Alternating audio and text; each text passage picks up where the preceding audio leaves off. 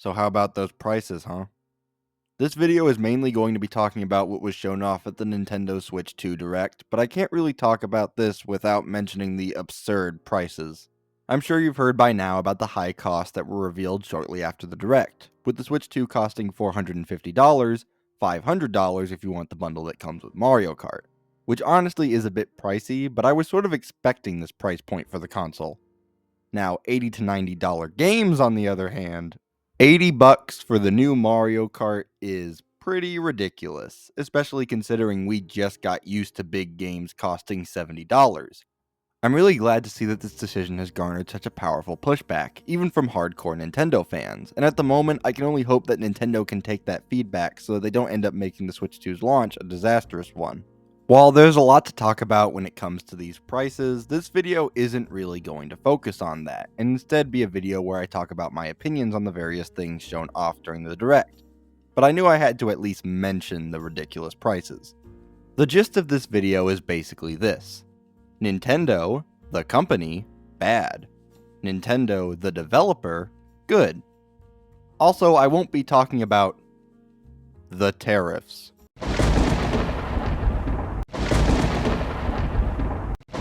I'm not really qualified to talk about them, and I don't really want to discuss them here, but I do know that they're kind of a big deal. So let's get into it. Let's start with the system itself.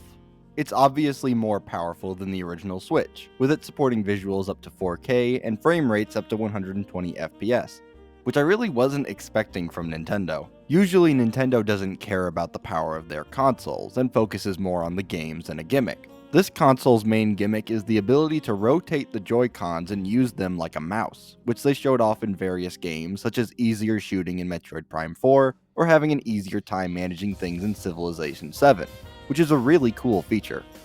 They also showed off voice chat, which they were constantly clamoring as a brand new feature, which I found funny considering voice chat has been around since the OG Xbox. The voice chat doesn't really look all that good to me.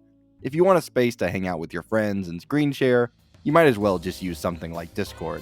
But overall, I'm really digging the look of the Switch 2. It's basically a more powerful Switch with a few neat features attached, which is kinda what I was expecting, but a console is nothing without some games to play.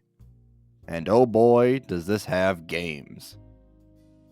Let's start with the system's launch title, Mario Kart World, which looks absolutely crazy. The trailer showed a whole lot of what this game is about, and it looks like so much fun, with new movement mechanics like being able to wall run and grind on rails to build boost, a new mode called Knockout Tour that has all the racers battle it out to try and stay in a high enough position to continue, the chaos of having 24 racers on the track, the new open world element, which we still don't know that much about but will probably be revealed later, the tracks all connecting together, and a whole lot more. I know some don't like the idea of driving to the next track, and honestly, I'm not a big fan myself of how it looks. But surprisingly, it looks like if you don't want any of the new additions that this game makes, then you can toggle them on or off in the settings, which is nice. But most importantly, you can play as the cow from Moo Moo Meadows. Now that's how you know they're not messing around. They've revealed so much about this game, and yet it seems like we've only scratched the surface of what this game has to offer, with more stuff probably being saved for the Mario Kart Direct. In any case, this game looks so good. Now, $80 to $90 good? No. The problem isn't really that this game doesn't look like it's worth that much, but rather the idea that this will open the floodgates for other games to be $80 or more. Next up, I want to talk about the Switch 2 versions of games, which are pretty interesting. Some games will automatically get a Switch 2 upgrade that you can get for free that just includes a higher frame rate and resolution. However, some games you'll have to pay to upgrade, because they come with exclusive features, like Zelda Breath of the Wild and Tears of the Kingdom featuring HDR support, Metroid Prime 4 having an exclusive control method using the mouse controls, and Kirby and the Forgotten Land having exclusive single-player DLC. Additionally, you can choose to either pay for the specific upgrades you want individually, or you can get all of the upgrades with the Nintendo Switch Online Plus Expansion Pack subscription. I personally think this is a really interesting way of going about this. It's not a perfect way of doing it, but I like that at least it gives you some options, and I'm also glad that only some of the games will be paid upgrades. Dragon Drive is a really weird looking game, but I'm kind of on board with it. It's essentially a video game version of wheelchair basketball, utilizing the Switch 2's mouse controls. This game looks like it's going to be the ARMS of the system, a game that's just there to show off a feature of the console more than anything else using a new control method. I might check it out, but I really think it's going to have to come down to the price of it. This sucks. Welcome Tour was by far the worst announcement at the Direct. At first I was watching the trailer and thinking, okay, this looks like a fun little pack-in title. It's got some short mini games, it's got fun facts about the console. This looks fine. It was not fine. You have to pay for this game. Let me repeat that. You have to pay for a game that does nothing but tell you about the console you already bought. This game is the equivalent of buying a new car and the dealership tells you that the owner's manual is going to cost you extra. This game is ridiculous. I'm moving on. There were a few big AAA games announced in this Direct, including the bombshell of Elden Ring coming to the console, which to me is there to show just how more powerful the Switch 2 is, that it can even run Elden Ring at all. This game, along with others like Cyberpunk 2077, Final Fantasy VII Remake Intergrade, and the Hitman games, were there to just show how powerful, or how powerful Nintendo thinks, the Switch 2 really is.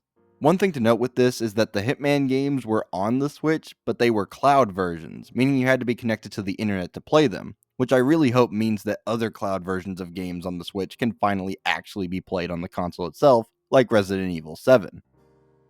But enough about the big boys. Let's talk about the indies.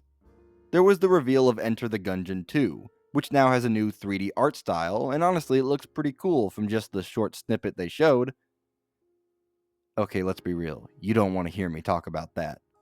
There were two indie games at this showcase that completely stole the show. Hollow Knight Silksong and Deltarune.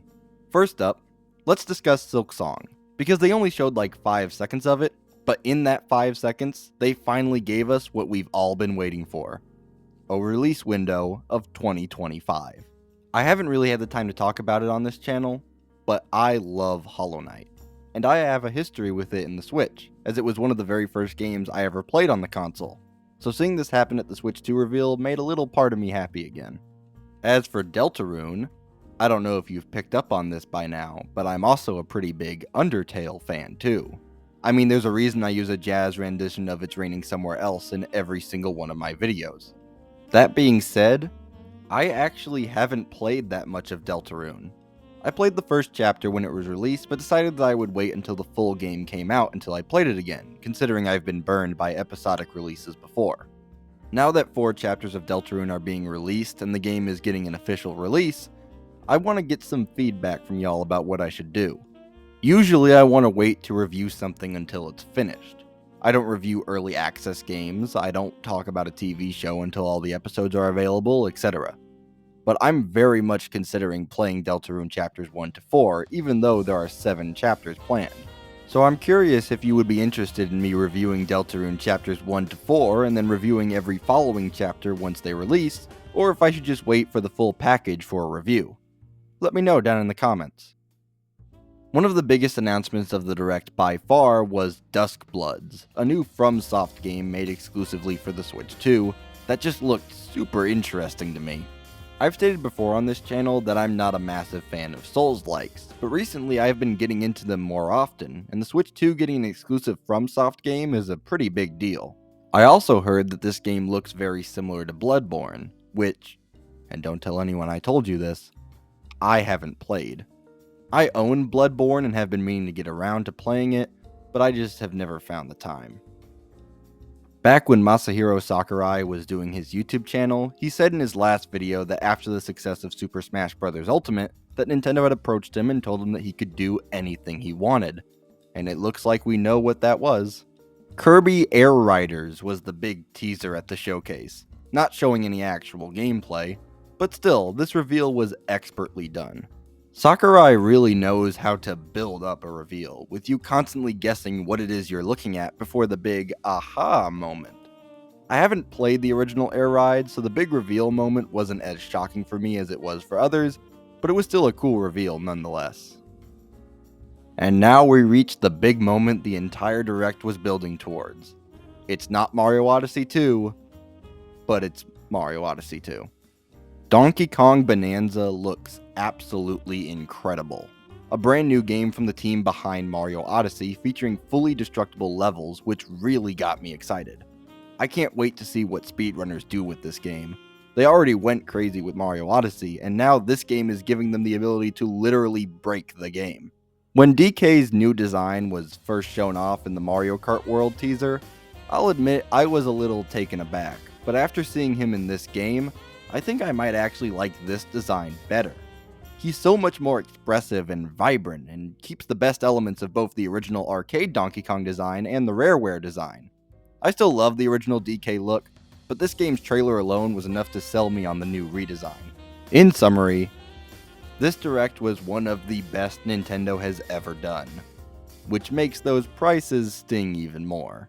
It's really a shame because right now should be a time for fans to be excited for all the amazing new games, but unfortunately we really can't due to the lingering feeling of that $80 price tag sticking in the back of our heads. I really hope Nintendo takes the concerns people have into account and makes this into a 3DS situation, but considering they just delayed pre-orders in America, the price going down is looking less and less likely. That's all I got for now. Be sure to like, comment, subscribe, share with your friends, and hit that bell icon to be notified for whenever I make a new video. I'm still working on the Electric State review, sorry about the delay, but I just really wanted to talk about the Switch 2. So if you're interested in that, or interested in supporting the channel more, then turn notifications and check out my other videos. Okay, that's it. Bye.